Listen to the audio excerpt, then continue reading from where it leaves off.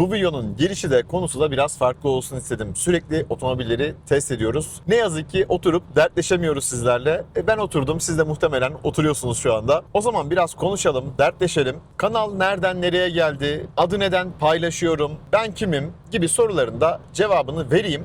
Tabi yola çıktık. Bunun da bir sebebi var. Oğuzhan aradı Uz Medya'dan. Harika bir kanalı var arkadaşlar. Mükemmel içerikleri var. Kesinlikle kanalını izleyin. Zaten abone olacaksınız, takip edeceksiniz mutlaka. Teknik, güzel çekimleri var. Türkiye'de bu işte bir numara. Bir projemiz vardı. Tabii günü aslında tam net değildi. Bugün günlerden cumartesi. Abi dedi yarın böyle bir uygunluğumuz var. Planlar değişti. Çıkıp gelebilir misin? Ben de hemen çıktım. Şimdi Ankara'ya doğru devam ediyorum. Tabii başka şeyler de yapalım istedim. Mesela bir yakıt testi yapalım. 2020 model Megane'la ne yakarız? Şu an Eco modda gidiyorum. Sanki bir şey değişecekmiş gibi. Biraz değişiyor aslında. Özellikle yaz aylarında değişiyor. Fakat yaz aylarında Eco modu kullanmanızı tavsiye etmem. Çünkü klima yeterli bir şekilde soğutmuyor. Hele ki aracın içerisinde birkaç kişi varsa işiniz çok zor. İşimiz zor. Tırcılarla da zor. Bu konuları da konuşalım. Yani arkada binlerce ışıklandırma. Uygun mu? Değil mi?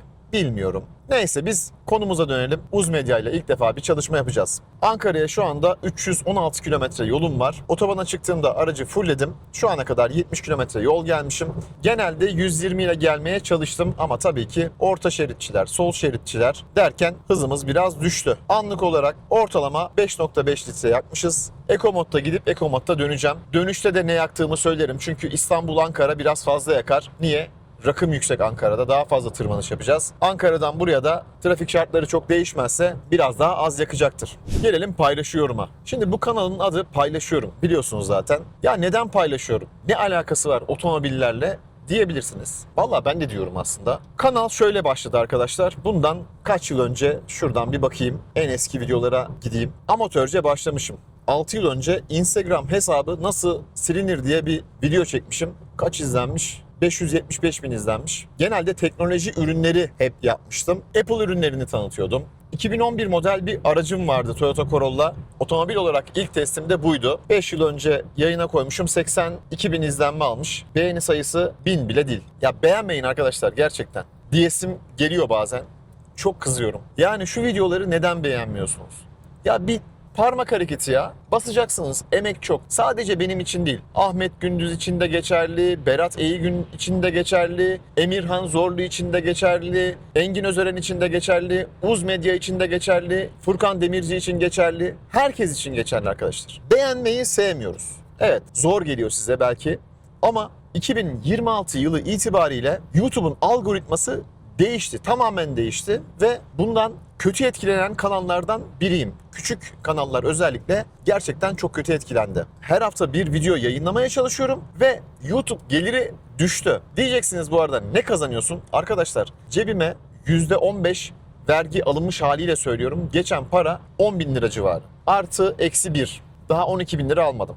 Ben ne harcıyorum diye söyleyeyim size. Her ay 15 ila 20 bin lira arasında para harcıyorum. Nedir bu masraflar? Arkadaşımdan aracını aldım, deposunu fullliyorum. Arabayı yıkatıyorum. Yeri geliyor Düzce'ye gidiyorum, gidiş geliş masraflarım oluyor. Yeri geliyor kamera alıyorum vesaire. Yani fazlasıyla para harcıyorum. Amacım tabii yani şimdi burada ağlamak, sızlamak değil. Ama şunu söylemek istiyorum. Ben bu işi zevk için yapıyorum arkadaşlar. O yüzden de rahat rahat otomobilleri test ediyorum. Bir firma, hatta adını da vereyim. Kendilerine de selam olsun. Düzce'de Nissan bayi. O zamanlar Isparta'dayım. Dedim ki geleyim araçlarınızı test edeyim. Böyle bir kanalım var. O zamanlar daha 30 bin abone falan yok herhalde. Belki o civarlarda. Erdem Bey gelin buyurun ama bizim bu aylık reklam bütçemiz yok dediler. Ben de şunu dedim. Hanımefendi ben sizin paranızı alırsam o bir test sürüşü olmaz. O bir reklam olur. Bana sadece kahvenizi, çayınızı ikram edin. Yemeğini bile yemedim arkadaşlar. Isparta'dan çıktım. Denizli'ye gittim. Bir otomobil testi yaptık. Nissan Qashqai'ydi herhalde. Testini yaptık. Döndük geldik. O videodan ben şimdi ne kadar kazanmışım? Açıp göstereyim yani ne kadar kazanmışım. Zaten fazlasıyla da harcamışımdır. Tek bir video için. Yani ben otomobil firmalarıyla bir işbirliği yapmıyorum. İnşallah da yapmayacağım. İşte bu noktada sizlerden desteğe ihtiyacım var. Niye? Ya şu kanal biraz olsun masraflarını çıkartsın. Başka da bir şey değil. Zaten ben elime geçen parayı sürekli cihazlara vesaireye yatırıyorum. Bir de bu videoları ben düzenliyorum. İmkanım olsa da videoları başkalarına düzenlesem, ben de daha çok video çeksem, daha fazla kendime vakit ayırabilsem, spor bile yapamıyorum vallahi bu aralar. Tekrar başa dönelim. Neden paylaşıyorum? İşte bu yüzden paylaşıyorum. Elektronik içerikler var, gezi videoları var, hızlandırılmış timelapse videoları var. Var oğlu var. Sonra dedim ki ben bu işte tek olayım. Yani tamam, teknoloji videolarını çekmeyi de çok seviyorum ama otomobil üzerinden devam edeyim. O yüzden bu şekilde devam ettim. Paylaşıyorum, benim için önemli. Çünkü paylaşmayı seviyorum ve yorumun y'si büyük. Kendi yorumumu katıyorum. Benimle aynı fikirde olabilirsiniz, olmayabilirsiniz. Ben kendi yorumumu katıyorum arkadaşlar. 0-100'de 10 saniyenin altı iyi diyorum. 5 saniye beklentiniz olabilir. İnşallah 5 saniyede 0-100 yapan araçlara binersiniz. Ben binemiyorum. Bir tane daha YouTube kanalım var. O da paylaşıyorum İngilizce. Orada da İngilizce çeviriler yaptım, soru çözümleri yaptım. İnsanlara faydalı olmaya çalıştım. Fakat baktım ki çok fazla izlenilmiyor. Arkadaşlar, arz talep meselesi. Bir şey çok fazla izlenilmiyorsa ya siz de üretmek istemiyorsunuz. Gerçekten bu böyle. Şu an mesela benim videolarda da öyle. Yani bu emeğe, bu beğeni, bu abone sayısı bence çok az. Çünkü reklam yok. Otomobilleri tarafsızca test ediyorum. Sırf 0-100 testinde abi yolda eğim varmış yorumlarına maruz kalmamak için Amerika'dan cihaz getirttim. Racebox. O cihazı da biraz anlatayım size. Normal telefon gibi değil arkadaşlar. Yani GPS sistemi öyle değil. 20'ye yakın uyduya aynı anda bağlanıyor. Saniyede 25 defa konum güncellemesi yapıyor ve 10 santim hassasiyetle çalışıyor. İçinde akselerometreler var. Yani aracın o kalkışındaki ya da frenleme anındaki G'yi ölçüyor gibi şu an dünyada kullanılan 2 tane cihaz var zaten. Bir tanesi Racebox, diğeri de Draghi. Desibel ölçümlerini ne yapıyordum? Eskiden Apple Watch'ta yapıyordum. Ya dedim daha kaliteli olsun, daha profesyonel olsun. Ne yaptım? Gittim yine paraya kıydım. En iyisini, havacılık standartlarını karşılayan bir cihaz aldım. Şu firmaya bile dedim ki, hocam bak ben sizin cihazınızı kullanacağım. Bir tane hediye edin de sizin de reklamınız olsun. Onlarda da pek fazla ticari kafa yokmuş herhalde. Kabul etmediler. Etmezler tabii. 50 binlik kanalsın. Sen kimsin kardeşim? Derken işte buralara geldik. Otomobilleri genelde hep arkadaşlarımdan, çevremdeki insanlardan sağladım. Bazen para verdim, kiraladım. Bir araç kiralıyorsunuz, yakıtı, otoban kullanımı vesaire şu zamanda belki 5.000 liranın altına mümkün değil, bir günlük kiralayamazsınız. Tüm masraflar dahil buna. Çünkü CLA kiralamıştım. Sadece araca 3.500 lira vermiştim. Şimdi CLA 5.000 lira olmuş bir günlüğü. Benim o kadar ekonomik durumum yok ki. Her hafta bir araba kiralayayım. Ben de istiyorum mesela Volkswagen test etmeyi. Niye istemeyeyim? Ama vermiyorlar. Tüm firmalara mail gönderdim. Dedim bu kadar abonem var. İnceleyeceğiz, bakacağız. Şöyle böyle. Şu ana kadar sadece bir firma döndü arkadaşlar. O da Tesla. İstanbul'a ilk geldiğimde de onlar bana ilk araç vermişlerdi. Genel anlamda böyle işte 3-4 gün araç testi olarak işte uzun süreli, en azından birkaç gün aracın sizde kalması gerekiyor ki ya o arabayı bir tanıyın edin. Ben bir gün sabah alıyorum arkadaşımdan, akşam arabayı veriyorum. Neyse Tesla 4 gün araç verecek. Ya şimdi o da SR. Tabii ki kendi standartlarımızda anlatacağız. Sonra firma beğenir, beğenmez. Bir daha araba verir, vermez bilmiyorum. Yani ben Tesla bana araba versin, ben onu poflayayım. Ya böyle bir şey yok. Evet, gönlümde gerçekten bazı sevdiğim markalar var. Mesela Mazda benim için ayrı bir yeri var. Mesela Megane'a biniyorum. Neden Megane'a biniyorum? Mazda aracım vardı, Mazda 3. Ya ben o aracı aldığımda sevinç gözyaşlarıyla eve döndüm, biliyor musunuz? Ağladım yani. Çok istiyordum. Birinci kasadan beri istiyordum. Nasip olmadı. Öyle diyelim. Kısmet bugüneymiş. Daha doğrusu o güneymiş. Aldım. Sonra da kızıma dedim, babacığım bak kış lastikleri var. Arabayı çok fazla zorlama. O da baba işte Mazda bu, İyi yol tutuyor bilmem ne. Yavrum bak fizik kuralları var. Dinlemedi bizi. Neyse onun canına bir şey gelmesin. Ama tabii ki üzüldüm yani. Daha sonra da Mazda alamadım. Sigorta şirketinden biraz az para aldım. O arada arkadaşım bu aracı satıyordu. Aldım. Memnun muyum? Vallahi değilim. Gerçekten değilim. Ama işte ayağımızı yerden kesti. Allah'ımıza şükürler olsun. Çünkü Mazda gerçekten benim için farklı bir dünyaydı. Türkiye'de olsa inanın arkadaşlar borca harca girip alacağım yani. Bir tane Mazda 3 alacağım. Çünkü dünyaya da bir defa geliyoruz. Almak lazım, bilmek lazım. Videolar uzun. Belki bu video da uzun olacak. Kusura bakmayın. Her gördüğümü, her tecrübemi sizlerle paylaşıyorum. O yüzden videolar biraz uzun. Kısaltmaya çalışıyorum. Tekrar yok ama o açıdan güzel. Evet, bu arada ilk 105 kilometreyi bitirmişiz. Ortalama hızımız 101. Ortalama yakıtımız 5.6 litre. Denizden yüksekliğimizde 32 metre. Ankara'ya çıkarken tabii bunlar şimdi ne olacak? Artacak. Bir diğer husus, tüm yorumlara cevap veriyorum. Cevap vermediğim sadece birkaç tane herhalde yorum vardır. Onlar da ya saygısızlık yapmıştır ya da küfür etmiştir ya da işte o tarz şeyler yani. Bu arada küfür demişken 5 kişiyi mahkemeye verdim arkadaşlar. Sizce hangi araç? 5'i de TOG. Yani bir daha vallahi dedim ki TOG çekmeyeceğim ya. Araba çok güzel yol tutuyor. Direksiyon hissiyatı harika diyorum. Adam diyor ki sen A partili misin? Kamera takılıyor. İşte ne bileyim bazı sıkıntıları var. Başıma geldi. Ben başıma geleni anlatacağım size yani. Bunları söylemeyeyim mi? Ya söyledik. Adam küfretmiş ya. Bu dünyada inşallah karşı karşıya geleceğiz. Gelemezsek inşallah ahirette. Fikirlerinizi yazın, yorumlarınızı yazın. Ama bu nedir abi? Küfretmek. Ahlaksız insanlar. Başka bir şey demiyorum ya. Sonra her yorumun altına diyorum ki videoyu beğenmeyi ve kanala abone olmayı unutmayın.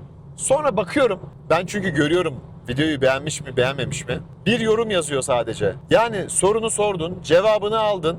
Bari videoyu beğen ya. Beğen yani. Abone ol. Abonelik bedava. Keşke abone ol değil de orada takip et yazsa. Elimden geldiğince küçük kanallara yardımcı olmaya çalışıyorum. Birlikte çekimler yapmaya çalışıyorum. Küçük kanallar derken benden küçük kanallar diyeyim. Ben de küçüğüm de. Of of. Sis farları ile ilgili bir video çektim. Her videomda da söylüyorum ya gereksiz yere sis farı açmayın. Gereksiz yere sis farı açmayın. Abi bu nasıl bir cehalettir? Yağmur yağıyor. Düzce'den dönüyorum. Trafik durdu artık. Dur kalk trafikteyiz. Artık dayanamıyorum ya. Öndeki arabanın sis farları gözümün içine giriyor. Açtım camı indirdim. Ya dedim hocam sis farını kapat dedim ya Allah aşkına. Yağmur yağıyor da o yüzden açtım dedi sis farını. Ya mübarek yağmur yağdığında sis farı açılıyor mu arkadaşlar? Ben mi yanlış biliyorum ya? Of of. Sol bak şu anda mesela orta şeritteyim değil mi? Arkama bakıyorum kimse yok. Bomboş yol. O yüzden sağ şeride geçmedim. Ama genelde hep sağ şeridi kullanıyorum. Niye? Ya abi akıyor. Şu orta şeritte yine öyle bir video yaptım. Dedim ki ya burada 100'le gitmeyin. 110'la gitmeyin. Hızınıza göre ayarlayın. Doğruyu söyleyeyim. Yani hızınıza göre ayarlayın. Şimdi ben 120 ile sol şeritten de gidebilirim. Sağ şeritten de gidebilirim değil mi? Geçeyim mesela şimdi. Sağa geçeyim. Ne olacak ki? Bak yine gidiyorum. Yol da güzel burada. Buradan gideceğim yani. Muhtemelen ileride bak şimdi 3-4 tane araba var. Hepsi orta şeritten gidiyor. Hepsini de sağından geçeceğim. İşte biz trafikte bazı kuralları, terbiyeyi mi diyeyim, ne diyeyim, görgü kurallarını mı, trafik tecrübemiz diyeyim, ne diyeyim ben de bilemedim yani. Trafikte biz arkadaşlar maalesef iyi değiliz ya. Sinyal vermeden geçer, sinyal verirsin, yol vermez. Adam arkadan basıyor, sen oraya yeter ki girme. Ya girmeyeyim abi, girmeyeyim tamam sen önden bas git. Ya ne oldu bana ya? Biraz fazla mı böyle anlattım, fazla mı böyle hep olumsuz gördüm? Neyse olumlu şeylere geçelim. Vallahi arkadaşlar kanal güzel gidiyor aslında. En azından içerik anlamında. Ben istediğim içerikleri üretiyorum. Çok güzel kamera açılarıyla harika çekimler yapıyorum. Tabii beni üzen, bak dönüp dolaşıp böyle eksiye geliyorum ama kusura bakmayın. Beni üzen ne biliyor musunuz? Yani bu emeğin karşılığında son videolarda kaç bin izlenmiş videolar neyse 1000 beğeni almamış. Abi anlamıyorum ya. Vallahi anlamıyorum. Bir de böyle hatamızı arayanlar. Dilim sürçmüş. Az bir şey bir şeyleri yanlış demişim. Aman Allah, aman Allah. Arabadan ses geliyor lan. Şöyle sola geçiyorum. Oo, arabadan ses geliyor. Arkadaşlar bir şey oldu. Muhtemelen lastik patladı. Ah. Ya da araba bozuldu. Allah Allah Allah. Başımıza gelene bak otobanda. Duracak yer de yok. İnşallah. Allah'ım başımıza bir şey gelmez. Şurada emniyetli bir şekilde duralım. Of. Durduk. Allah arka tarafta. Duman geldi arkadan. Evet. Lastik patlamış. Haydi geçmiş olsun. Valla stepne var mı yok mu şimdi bakacağım. Bunda lastik tamir kiti vardı herhalde. Yandık. Maalesef stepne de yok. Lastik aşırı bir şekilde ısınmış. Hava muhtemelen basamayacağım. Deneyeceğim bir hava basmayı. Olmazsa yol yardımını arayacağım. Ulan film olduk ha. Evet arkadaşlar yolda kaldık. Ne oldu hemen anlatayım. Lastik gitmiş. Yedek lastik yok. Tamir kiti var. Tamir kitini bağladım. İçinde bir mayi var biliyorsunuz. Onunla birlikte verdim. Bir 10-15 dakika uğraştım. Fakat fayda etmedi. Muhtemelen yarıldı, bir şeyler oldu. Tam durduğumda ön tarafta bir araç daha vardı. Onların da lastiği patlamış. Bariyerlerde de 7/24 lastik yardımı tabelası vardı. Böyle var ya, bir an şok oldum. Diyorum ki Allah'ım ya, yolda bir şey mi var? Yani iki araba arda arda böyle lastik patlattık. Tabii kötü de düşünmek istemiyorum. Az önce zaten bayağı bir kötü düşündüm. Kötüyü mü çağırdık, ne olduysa. Yola çıkmadan önce de yakıt testi yapacağım diye de lastik basınçlarını kontrol ettim. Yani kapıdaki değerleri ayarladım. Bu arada arka tarafa 2 tane reflektör koydum. Şunu da söyleyeyim, daha önce hiç görmemiştim. Bagaj su almış. Felaket bir şekilde su almış. Megane'larda böyle bir sıkıntı var herhalde. Alt taraf çünkü plastik olduğu için. Neyse, kasko firmamı aradım. Onlarla görüştüm. Yani ne zaman aradım? 19.52'de aradım. Daha sonra beni aradılar 20.04'te. Az önce görüşmeyi sonlandırdık. Çekici gelecek. Çekiciye yükleyeceğiz aracı ve daha sonra lastiği orada değiştireceğiz. Demek ki şunu da tecrübe etmiş olduk. Lastik tamir kiti her zaman işe yaramıyor. Bakalım çekicimiz ne zaman gelecek? Bu arada o kadar kötü bir yerdeyim ki. Gene de Allah'a şükür diyelim, emniyet şeridindeyiz. Arabayı da mümkün olduğunca en sağa çektim. Şimdi ben beklemeye başlayayım. Bir sonraki günün videosunu da renderini alıyorum bu arada. Bir yandan da çalışıyorum.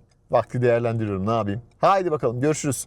Aklıma o geldi. İşte aracınızda su olsun. Az çok bisküvi olsun, bir şey olsun. Bende mesela kahvem zaten vardı. Arkada su var, çikolata var. Birkaç yolluk vardı. Yakıtınız full olsun. Şu an araba çalışıyor. Mecbur. İçerinin ısınması lazım vesaire. Tek sıkıntımız bu olsun diyelim ya. Hadi bakalım.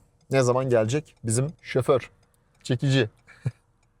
20.20 itibariyle çekiciyle iletişime geçtik. Hendek'te bir yer var. Oraya da ben iletişime geçtim. Bakalım, bekliyorum. Kaç dakikada gelecek? Sakarya'dan gelecek bu arada çekici abimiz. İnşallah en kısa zamanda gelir. Çok fazla kalmak istemiyorum burada.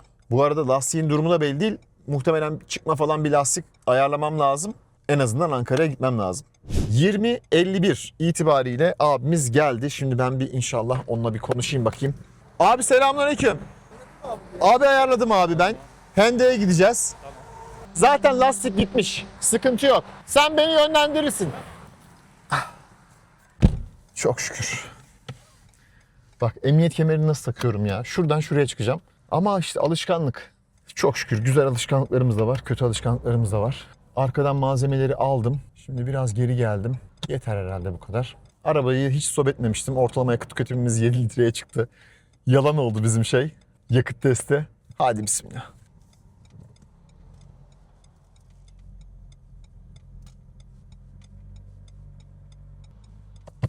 Evet, durduk.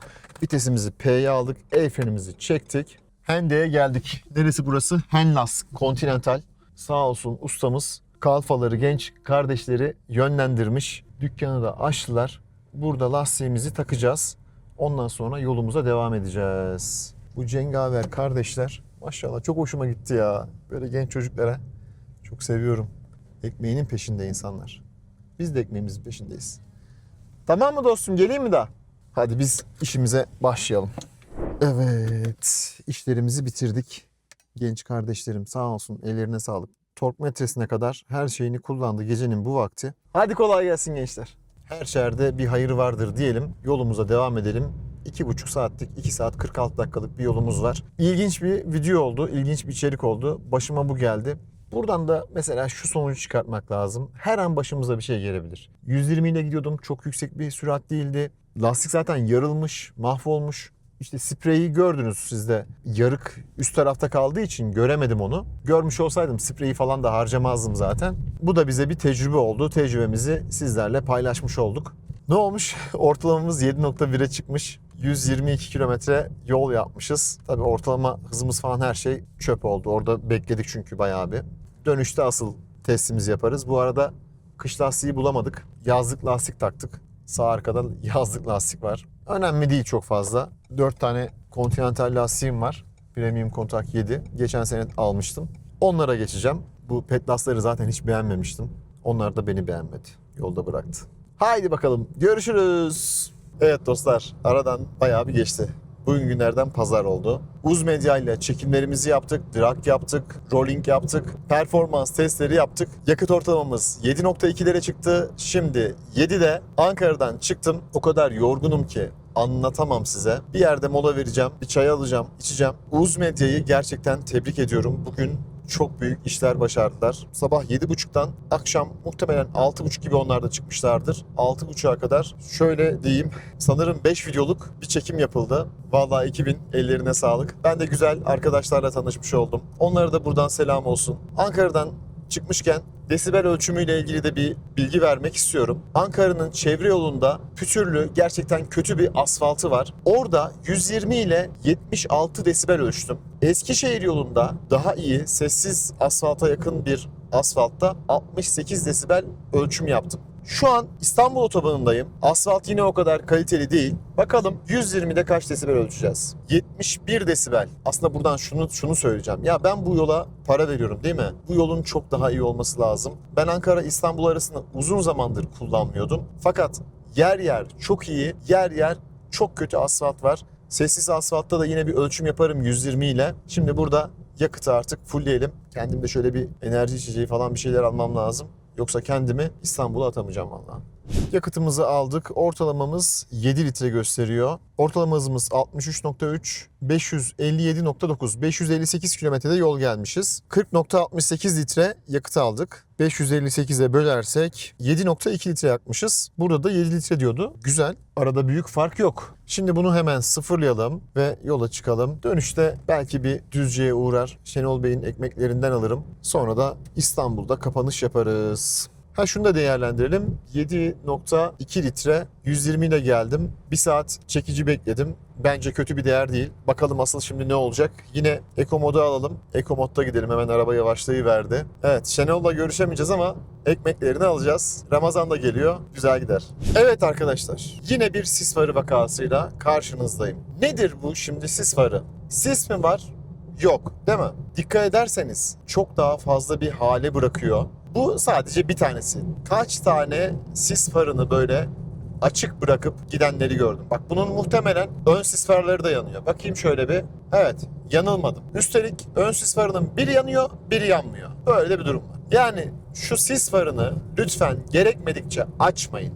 Açmayın. Yazık, günah ya. Bize de yazık. Bak gece yolculuk yapıyoruz. Tırcı abiler var, kamyoncu, otobüsçü insanlar var değil mi? Bunlara da biraz saygılı olmamız lazım. Sol şeridi işgal ediyor adam ya. Görüntüsü muhtemelen var. Biraz hızlı görüntü alıyordum o esnada. Timelapse alıyordum. Adam sol şeridi işgal ediyor. Bir değil, iki değil, üç değil. Kaç tane böyle? Abi al. Bak şu an bomboş yol. Ortada gidiyorum. Sağa geçmek istemiyorum. Neden? Bazen siz de haklısınız. Çünkü sağ şerit kötü. Yapın abi, yapın. Şu yamaları yapın. Para vermiyor muyuz bu otobana? Neyse inşallah. Güzel yerleri var, daha da iyi olmalı yani. Şu otobanın kaymak gibi olmalı yani. Bence. O yüzden mecburen orta şeride devam. Döktüm yine içimi. 4.6 litre ortalamayla Düzce'ye geldim. Şimdi ekmeklerimi alacağım. Bu arada Furkan Demirci'yi dinliyorum. İzliyorum aynı zamanda. Ara ara bakıyorum. Yalan yok. Harika videoları var. Tok Teonef sahibi deneyimlerini paylaşıyor. Mutlaka izleyin arkadaşlar. Kanalına da abone olun. Videolarını da beğenin. Eline sağlık hocam. Güzel işler çıkartıyorsun. Ortalama hızımız ne olmuş onu da söyleyeyim. 111 kilometre. 112 kilometre. İyi hız tutturduk. Toplamda 170 kilometre yol yaptık. Düzce'de Saray Ekmek Fırınlarına gittim. Şenol Bey'in ekmeklerinden aldım 20 tane. Tabii bazılarını da arkadaşlara bu sefer hediye etmeyeceğiz. Parasıyla vereceğiz. Şu anda asfalt kalitesi güzel. Az önce de çok güzeldi. 120'de 66-67 desibel ölçtüm. İşte bizim böyle kaliteli asfaltlara ihtiyacımız var. Zaten parasını veriyoruz ve bu kaliteyi hak ediyoruz. Tatlımı da yedim. Biraz enerjim de geldi. İnşallah 23.13'te İstanbul'dayım. Kamerayı da açmışken ne diyor ya? Kalan yakıtla 990 kilometre gidersin diyor. Tabii ne yaptık? Ankara'dan aşağı indik ya. Ortalama 4.8 litre. Ortalama hızımız 103 olmuş Düzce'ye girince. Toplamda da 197 kilometre yol yapmışız. Videoyu da öyle kapatalım. İnşallah lastiğimiz patlamaz, bir şey olmaz. Aksilik olmaz. En son Nissan Qashqai videosu yüklemiştim. O da harika izleniyor. Videoda dedim ki bu videoya 1000 beğeni istiyorum. Yazı olarak yazdım. Şimdi de sözlü söyleyeyim. Arkadaşlar bu videoya da tamam 1000 beğeni gelmez. Çok da fazla belki izlenmeyecek ama beğenilerinizi eksik etmeyin ya. Sağ olun. Evet arkadaşlar, İstanbul'a geldik çok şükür. Yakıtımızı aldık. Gösterge 4.8 diyor. Biz ne hesaplamışız? 4.3 litre. Çok iyi. Ortalama hızımız da 101 oldu. Şimdi biraz düşmüştür durduğum için. 98'e düşmüş. Bir de çevirmeye denk gelmiştim. O yüzden düştü. Yol bilgisayarı değil de benim hesaplarıma göre 4.3 litre. Valla ya Ankara'daki arkadaş çok fazla doldurmadı, buradaki arkadaş çok doldurdu bilmiyorum. Tabii ondan dolayı da fark olabilir. Sonuçta kendim doldurmadım ama 120 ile geldim genelde hep. Ara ara tabii ki trafik oldu. Yavaşladım. 130'u pek geçmedim yani. Sadece sol şeritte mecbur kalırsam kullandım. Açıkçası arabanın bu kadar az yakacağını kesinlikle tahmin etmiyordum. Demek ki baksanıza kalan yakıtla 1110 kilometre gidebilirim diyor. Çok iyi. Evet arkadaşlar, yorucu bir gündü, hatta yorucu 2 gündü. Siz de benim Ankara İstanbul yolculuğuma ortak oldunuz. Sohbet ettik, muhabbet ettik. Umarım faydalı bir video olmuştur. Bir sonraki videoda görüşünceye dek hoşça kalın ve otomobillerin gerçekten test edildiği paylaşıyorum YouTube kanalında kalın.